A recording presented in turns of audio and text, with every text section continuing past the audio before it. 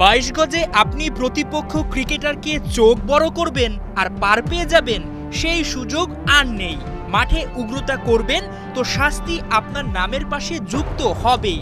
এবার আপনি যত মাপের, যত প্রভাবশালী ক্রিকেটারই হন না কেন, অ্যাডিলেড টেস্টে মোহাম্মদ সিরাজের সেই অখেলোয়াড়সুলভ আচরণে কেবল সমালোচনাই হয়নি, জরিমানাও গুনতে হচ্ছে ভারতীয় পেসারকে। ক্রিকেট মাঠে আগ্রাসনের প্রয়োজন আছে বুনো উদযাপনও, কিন্তু তা যদি হয় লিমিট ছাড়া, তবে সেটা হয় আচরণবিধি ভঙ্গ। অ্যাডিলেড টেস্ট চলাকালে ট্রাভিস হেডের সঙ্গে বিবাদে জড়িয়ে সেই আচরণবিধি ভঙ্গ করেই এখন শাস্তির মুখে সিরাজ। অবশ্য সিরাজ একা নন, ট্রাভিস হেডকেও দেয়া হয়েছে ছোটখাটো পানিশমেন্ট।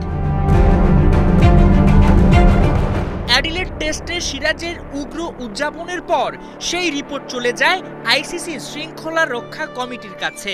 কমিটি 2 ক্রিকেটারকে দোষী সাব্যস্ত করে।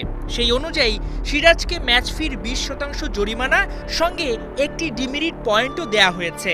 অন্যদিকে হেডের জরিমানা না হলেও ডিমেরিট পয়েন্ট এড়াতে পারেননি।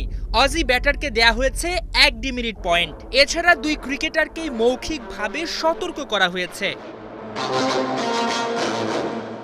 মাহমুদুল হাসান, সজীব, 71।